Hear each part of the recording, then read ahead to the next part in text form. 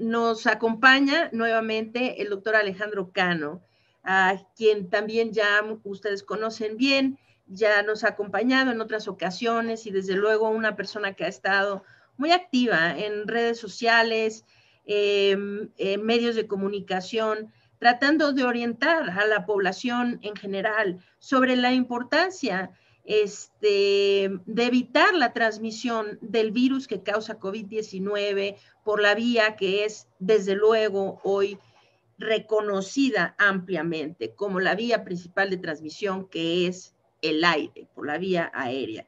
Entonces, además de que sus estadísticas también nos han ayudado mucho a comprender el asunto del exceso de mortalidad, del avance de la vacunación y una serie de otras cosas. En fin, el día de hoy el doctor Cano nos va a presentar una charla que se intitula Ventilación y otras medidas para reducir el riesgo de contagios en el regreso a clases.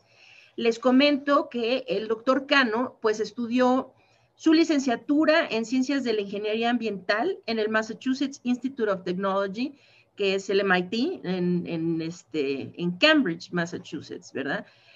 Tiene también una maestría en Ingeniería Civil en la Universidad de California en Berkeley, donde se especializó en calidad del aire en espacios interiores. Tiene un doctorado en Ingeniería Química, también por el MIT.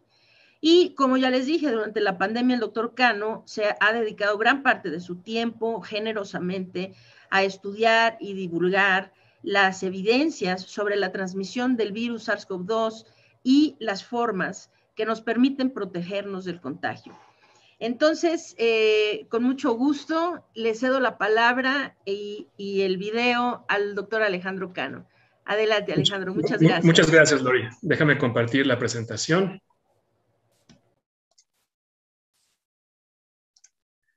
¿Ya se ve? Sí, se ve muy bien. Muchas gracias. Sí. Ok, bueno, pues antes de hablar de qué podemos hacer en las escuelas para reducir el riesgo de contagio, creo que es importante empezar con información científica común para entender por qué estas medidas funcionan. Entonces vamos a empezar primero a hablar de que el riesgo de contagio en las escuelas existe y es real. Se confirman relativamente pocos casos de COVID-19 entre menores de edad, pero eso se debe principalmente a que muestran menos síntomas, no a que no se infectan. Y ahora voy a presentar algo de evidencia. Otro punto que es necesario tomar en cuenta, que las personas que no tienen síntomas también pueden contagiar, también pueden tener alta carga viral. Y que por lo tanto, un estudiante que se contagia en la escuela puede contagiar a sus padres o a sus abuelos. Y que esa transmisión de menores de edad a mayores de edad está documentada. Entonces, muy rápidamente les voy a mostrar 3 láminas con la evidencia. La primera evidencia viene de la encuesta nacional de salud que hizo el Instituto Nacional de Salud Pública en México. Entre agosto y noviembre del 2020, tomaron pruebas de sangre en 9,400 hogares por todo el país y buscaron en esas pruebas de sangre anticuerpos contra el virus SARS-CoV-2, que es evidencia de que las personas ya se habían infectado. Entonces, esto fue entre agosto y noviembre, antes de la segunda ola terrible que tuvimos en invierno. Y allí lo que se encontró fue que 25% de las personas a las que se tomó sangre ya tenían anticuerpos, quiere decir que se habían infectado. Y después nos mostraron esta gráfica desagregada por grupos de edad. Y lo que vemos es que esa tasa de 25% también la encontraron en pruebas de sangre tomadas a menores de edad. Entonces, aunque se hospitalizaron pocos menores de edad, los menores de edad se han estado infectando a la misma frecuencia que los mayores de edad. Entonces, punto número 1, los menores de edad sí se infectan. Punto número 2, personas sin síntomas pueden tener alta carga viral. Esto es un estudio que se acaba de publicar recientemente, viene de Estados Unidos. La Universidad de Colorado, para mantener clases presenciales durante todo el semestre de otoño del año pasado, hizo pruebas una vez a la semana a todos sus estudiantes. Estos son muchachos, muchachas de 18 a 22 años. Y entonces cada semana tenían que hacerse su hisopado, su prueba PCR, hicieron 72.500 pruebas, de las cuales 2% salieron positivas. Y todas estas pruebas las hicieron a todos, o sea, tuvieran o no tuvieron síntomas, y entonces les encontraron la prueba positiva antes de que desarrollaran los síntomas. Ahora, una cosa muy interesante que hicieron fue no nada más ver si la muestra era positiva o negativa, pero cuántos virus había por mililitro de saliva. Y lo que encontraron es que pues, mucha gente tenía menos de 1,000 virus por mililitro, 10,000 virus, pero hubo algunos de estos estudiantes que llegaron a tener 100 millones de virus por mililitro de saliva, 1,000 millones de virus por mililitro de saliva. Y lo que fue todavía más interesante desde mi punto de vista es que compararon esa distribución de carga viral entre muchachos de 18, 22 años sanos, asintomáticos, con cargas virales publicadas en el resto del mundo entre personas hospitalizadas. Y la gráfica es prácticamente la misma, ya sea que la veamos como histograma o que la veamos como una distribución acumulada. O sea, un muchacho de 18 años aparentemente sano, sin síntomas, puede tener 1,000 millones de virus por mililitro de saliva. No son todos, pero puede ocurrir. Tercer punto es que en el resto del mundo la mayoría de las escuelas han estado abiertas, por ejemplo en Estados Unidos. En Estados Unidos ha habido escuelas abiertas, escuelas mixtas, escuelas en línea, y entonces se hizo una encuesta muy grande a cientos de miles de hogares y se empezaron a ver correlaciones. Y una de las preguntas fue, ¿usted mandó a su hijo a clases presenciales tiempo completo? O sea, no 2 días a la semana, sino 5 días a la semana. Y entre aquellos que respondieron que sí, compararon la probabilidad de haberse contagiado por COVID contra familias que dijeron, no, nosotros o no tenemos hijos o no los mandamos a clases presenciales. Y lo que encontraron es que familias con hijos en preparatoria, en high school, los grados 9 a 12, tenían 50% más contagios que familias sin hijos en la escuela. Para secundaria, a lo mejor un 30% más de riesgo de contagio. Para kinder y primaria, a lo mejor entre un 10 y 25% más riesgo de contagio. Ok. Bueno, entonces eso, primero, los menores de edad se pueden contagiar y pueden transmitir la enfermedad. Segundo punto, hay 3 maneras de contagiarnos. Forma número 1, tocar una superficie donde hay una gota de saliva con virus de una persona enfermada, y luego después de haber tocado esa superficie, llevarme el dedo y picarme los ojos, meterme el dedo a la nariz o metérmelo a la boca abierta, porque necesito yo inocularme con ese virus que toqué. Segundo, estar hablando de cerca con una persona que me salpica con sus gotas de saliva, ya sea porque estornuda o tose, y que esas gotas de saliva me impactan al interior de los ojos, al interior de las fosas nasales o en la boca abierta. Si esa gota de saliva que me salpica me pega en la frente o me pega en la mejilla, no me infecta porque el virus no traspasa la piel y el virus no camina. Y la tercera vía, que ahora sabemos que es la más importante, que es respirar aire con virus. O sea, las personas que están hablando emiten micropartículas que se quedan flotando en el aire. Yo respiro muchos litros de aire por minuto, y entonces respirar ese aire con virus, además me puede traer ese virus hasta lo más profundo de los pulmones, donde es más efectivo propagándose e infectando. Entonces quiero enseñarles esta película de la televisión japonesa que muestra un estornudo. Entonces las gotas que vimos, las que podemos ver a simple vista, son gotas más o menos de 1 milímetro. Y estas gotas caen rápidamente al piso. Estas son las gotas a las que la sana distancia nos protege. Ahora, lo que hicieron aquí en esta universidad fue utilizar una cámara especial de alta resolución que nos permite ver no nada más las gotas grandes, sino las gotas pequeñas. Y aquí vemos que de ese estornudo hay unas gotas pequeñas que se quedan flotando. Estas son gotas de 10 micras, o sea, de un diámetro de la 10ª centésima parte de un cabello. Y estas no se caen al piso. Y por lo tanto se quedan flotando y pueden viajar más allá de la sana distancia. Aquí las vemos, ahora otra toma, desde atrás de la persona. Las gotas grandes se cayeron rápido al piso y estas micropartículas, que les llamamos aerosoles, se quedan flotando. Y en un espacio cerrado se pueden acumular. Entonces, cuando uno tose, cuando uno estornuda, genera esas partículas, pero también cuando está platicando. Aquí vemos una toma entre dos personas que están teniendo una conversación. Aparentemente no hay gotas viajando de una persona a la otra, pero en un momento vamos a ver esta misma escena con la cámara de alta resolución, y aquí lo que vamos a ver es que al estar hablando, estamos emitiendo todas estas pequeñas partículas, algunas grandes caen al piso rápidamente, se alcanza a ver, pero las pequeñas se quedan flotando entre estas dos personas. Y por lo tanto, si este muchacho que está platicando es el que estuviera infectado, este otro podría estar respirando sus partículas con virus e infectarse a su vez. Entonces, todos producimos partículas de muchos tamaños, al toser y estornudar, pero también al respirar, al hablar, al gritar y al cantar. Entonces, ahora sabemos que la vía de la respiración es la que predomina. O sea, la física demuestra que es como podemos introducir mayores volúmenes de virus a nuestro cuerpo y además introducirlos a las partes más delicadas de nuestro cuerpo, que son los pulmones. Y además hay muchos casos cuidadosamente documentados que solamente se explican por respiración, y quiero compartirles dos. El primero fue un autobús en China al principio de la pandemia.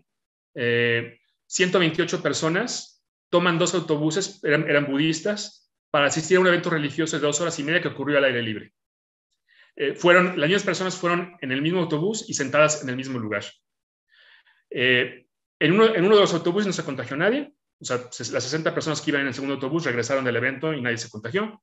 Y en el otro autobús, 24 de 68 personas se contagiaron. Y aquí tenemos un mapa del autobús.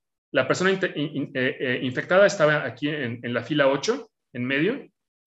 Y era invierno, hacía frío, ventanas cerradas, no usaban cubrebocas en ese momento. Y vemos que se contagiaron personas cerca de la persona infectada, pero también muchas filas adelante, pero además muchas filas atrás. O sea, una gota de las que caen al piso inmediatamente no dan vuelta en U y viajan hasta atrás del autobús. O sea, eso solamente se explica por las pequeñas aerosoles que quedan flotando en el aire y se quedaron ahí flotando en este autobús, y en la hora y media que estuvieron todos compartiendo el mismo aire, muchos se contagiaron. La otra cosa interesante aquí es que otros no se contagiaron, incluyendo una persona que iba sentada junto a la persona infectada. O sea, aquí también hay un poco de suerte. No todos somos igualmente susceptibles al virus que otros. Pero si pasamos mucho tiempo en un lugar donde una persona está emitiendo partículas con virus, mientras más tiempo pasemos, más alto es la probabilidad de infectarnos. El segundo caso que les quiero compartir fue una práctica de un coro cerca de Seattle, en Washington, en Estados Unidos. Ya había empezado la pandemia, todavía no había muchos casos en Estados Unidos, pero ya se sabía que en Seattle había habido casos. Entonces, de 120 personas que normalmente asistían al ensayo, solamente fueron 61, la mitad, lo que produjo cierta sana distancia o cierta disminución de aforo en el lugar donde ensayaban, pero hubo 52 contagios. O sea, 87% de las personas que fueron a esa práctica de coro se contagiaron y 2 murieron. Fue un ensayo muy al estilo americano. Llegaron directamente, no platicaron mucho, ensayaron, 10 minutos de descanso, fueron al baño, la persona infectada fue a un baño que solamente usaron otras 3 personas, regresaron, ensayaron y se fueron. O sea, no hubo gran sociedad, no hubo manera de que esta persona hubiera hablado de frente a las otras 52 que se contagiaron para infectarlas por salpicarles saliva.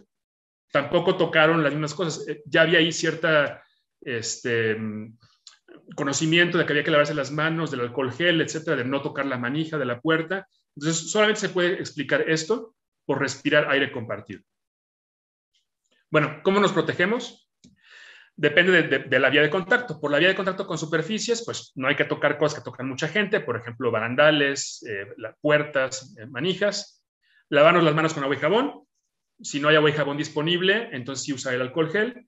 Y aquí usar mascarilla o careta, sobre todo nos protege de nuestras manos, de nosotros no estarnos tocando. Si yo estoy con una careta o lentes, es más difícil que me rasque los ojos. Segunda vía es la de vía por impacto por gotas de saliva, de las salpicaduras. Ahí, pues que las personas que tosen o estornudan se cubran el estornudo, de preferencia con el codo, que usen cubrebocas, guardar distancia, vimos que las gotas grandes se caían al piso, y aquí el cubrebocas y las caretas son una especie de barrera de parapeto. Su función es detener las salpicaduras. y por lo tanto la calidad del cubrebocas no es muy importante. Pero ya les dije que esas no son las dos principales vías de infectarnos. La vía más importante es por respiración.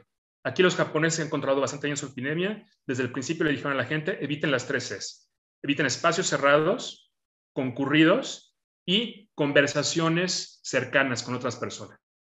Entonces, ¿qué podemos hacer? Minimizar el número de personas con las que tenemos contacto en un mismo día. Hacer todo lo que podemos hacer afuera, menos que adentro, mejor que adentro, porque afuera el aire se lleva esas partículas con virus. Guardar distancia, pero ahora voy a explicar que guardar distancia no es suficiente. Y evitar respirar el aire que otras personas ya exhalaron. Y aquí las caretas no nos sirven porque el aire le da vuelta a la careta.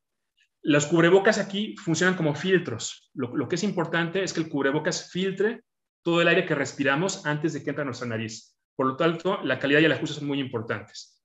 Y por último, evacuar esas partículas que vimos en la película, esos aerosoles, evacuarlos de los espacios cerrados.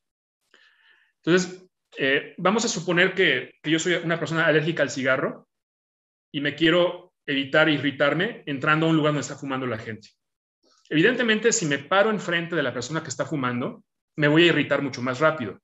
O sea, guardar distancia me ayuda porque no estoy tan cerca de la fuente del humo.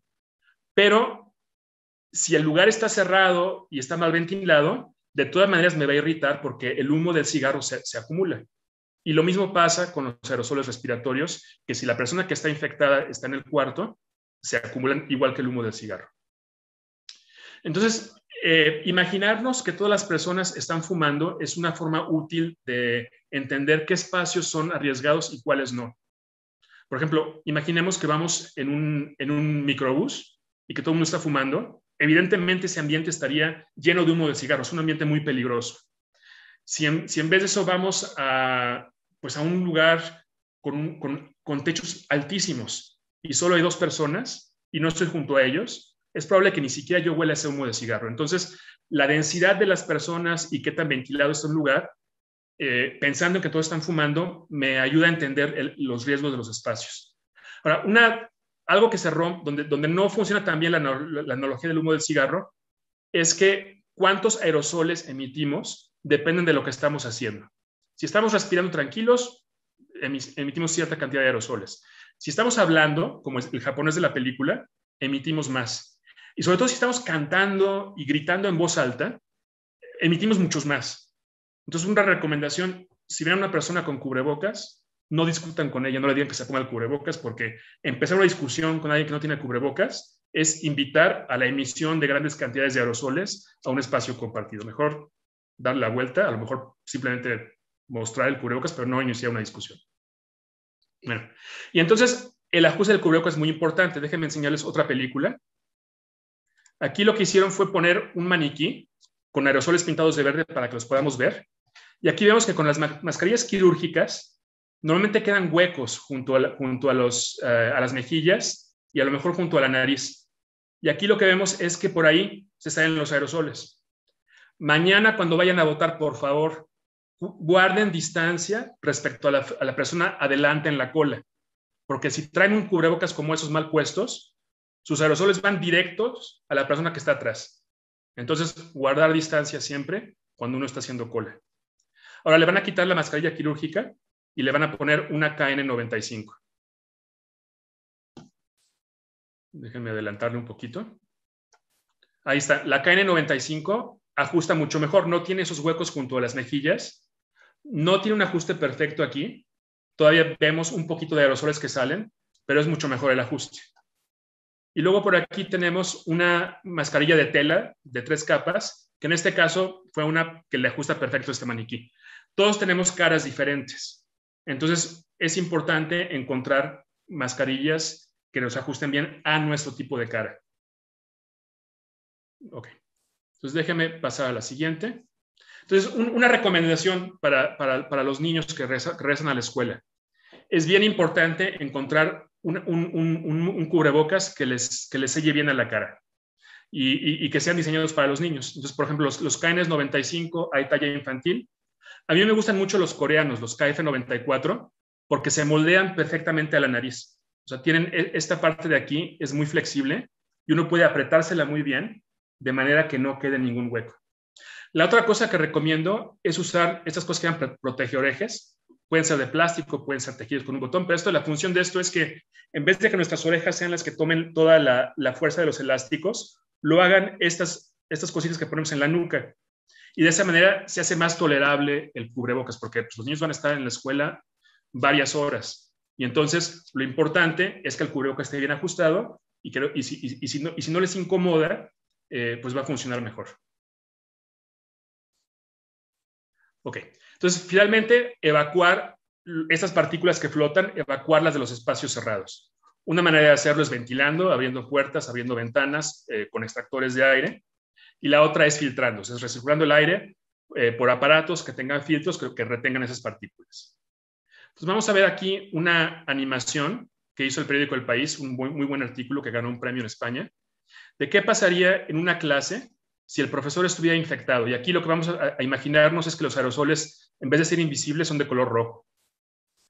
Entonces empieza la clase, el profesor empieza a hablar, va hablando, se va acumulando el virus y pues la mitad de los estudiantes se contagia. Después lo que hacen es, bueno, ¿qué pasaría si trajeran cubrebocas? Pues los cubrebocas no son perfectos, ni el del maestro ni el de los alumnos. Entonces a lo mejor se nos infectarían 5 estudiantes. Y ahora vamos a abrir las ventanas y vamos a abrir la puerta. El aire se lleva todos estos aerosoles, ya no vemos rojo en la clase. No hay, un niño resultó ser muy susceptible y tuvo mala suerte y se infectó, pero el riesgo fue mucho menor que en el escenario base. Ok, entonces ventilar es muy importante. Una manera de ver si un lugar está bien ventilado es medir el dióxido de carbono. Hay varios aparatitos en el mercado que lo logran hacer. Brevemente, el dióxido de carbono, todos al respirar lo exhalamos, es producto del metabolismo. Y entonces, 412 ppm es lo que hay afuera. Mientras más cercanos estamos a 412, menos aire hay ya respirado por otras personas. Mientras más alto esté, quiere decir que hay más aire que ya salió de los pulmones de otras personas y por lo tanto podría haber aerosoles flotando en ese aire.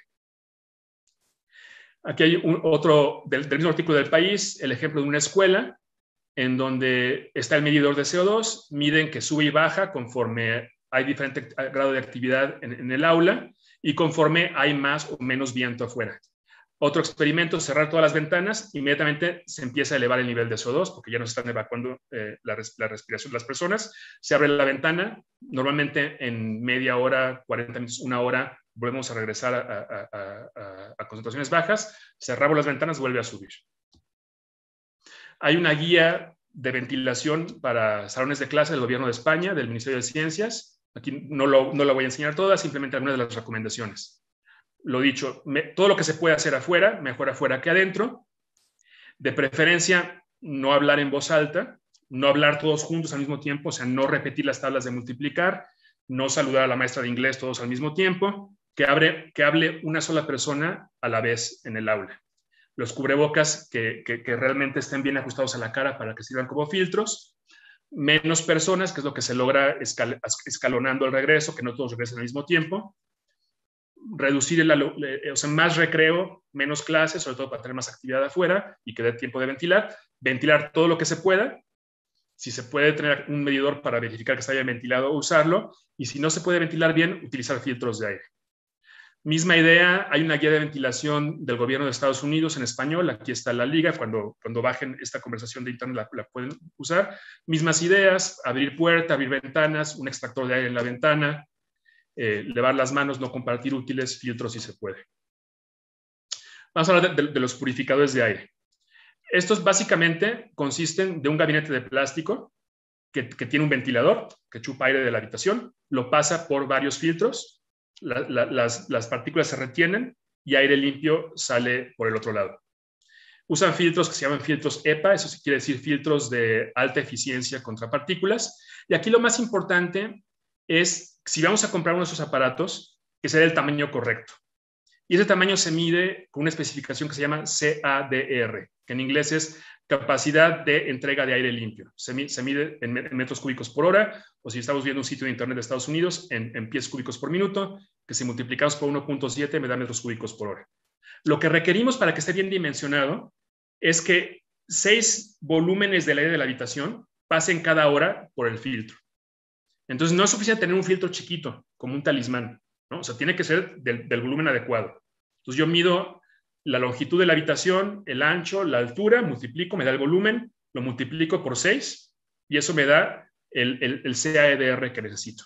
Y lo que vamos a encontrar es que para aulas pudiera yo necesitar más de un aparato y pudiera eso ser caro. Pero ya les expliqué que esto básicamente es un gabinete de plástico con filtros y un ventilador. Entonces, lo que puedo yo hacer es comprar por 1,000 pesos un ventilador cuadrado.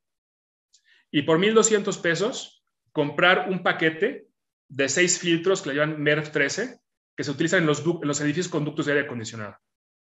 Armo un cubo, los pego con cinta, le pego el ventilador encima, lo conecto a la pared, y esto me da un CAEDR de 1,400 metros cúbicos por hora, que es 4 o 5 veces más que cualquier purificador de aire comercial que ustedes puedan encontrar en el mercado. Y eso me puede proteger perfectamente un aula de 77 metros cuadrados. Entonces, si yo voy a invertir 3,000 pesos en mejorar de alguna manera un salón de clases, creo que esto podría ser una excelente opción.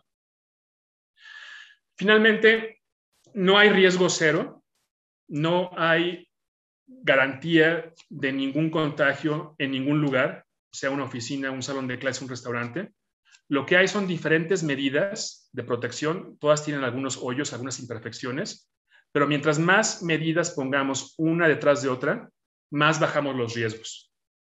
Entonces, tenemos la sana distancia, el quedarse en casa, usar los cubrebocas, lavarnos las manos, tornudo de etiqueta, no tocarnos la cara, evitar lugares concurridos, realizar pruebas para encontrar los asintomáticos que pueden contagiar, ventilar, hacer todo lo que se puede hacer afuera.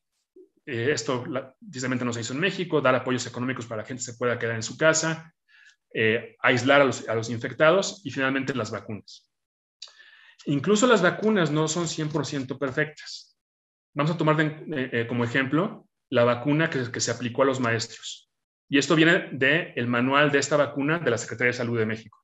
Lo que nos dice este manual es que en las pruebas de fase 3 de esta vacuna encontraron que era 65-68% efectiva contra infecciones con síntomas. Seguramente contra infecciones sin síntomas será incluso menos efectiva. Y 90-95% efectiva contra enfermedad grave, no 100%. Entonces, los maestros vacunados siguen teniendo riesgo de infectarse y siguen teniendo riesgo de transmitir la enfermedad porque pudieran ser asintomáticos y pudieran ser de esos asintomáticos que tienen mala suerte, que tienen una alta carga viral. Entonces, por lo tanto, es importante adoptar todas las medidas de prevención de contagios y muy importante, las maestras son quienes más hablan en un salón de clases. Entonces, ellas es muy importante que usen el cubrebocas y que usen cubrebocas bien ajustados, porque es la persona en un aula que más aerosoles va a emitir, es la persona que más está hablando, que en este caso pues, son las maestras y los maestros. Un estudio en el estado de Georgia, en Estados Unidos, donde vieron diferentes escuelas que hicieron diferentes medidas y qué fue lo que ayudó a disminuir contagios, esta vez entre los estudiantes. Aquí se les hizo pruebas a los estudiantes y vieron qué funcionaba. Pues primero, cubrebocas obligatorio para las personas que más hablan en el salón, los maestros, reducción de contagios, 37%. Cubrebocas obligatorios para estudiantes, menos 21%. Y aquí hay que tomar en cuenta que esos son cubrebocas de los que hemos usado toda la pandemia. O sea, en Estados Unidos, cuando se hizo este estudio, no había la sensibilidad de que la vía de respiración es la más importante y de que tienen que estar perfectamente sellados. O sea, esos no eran N95.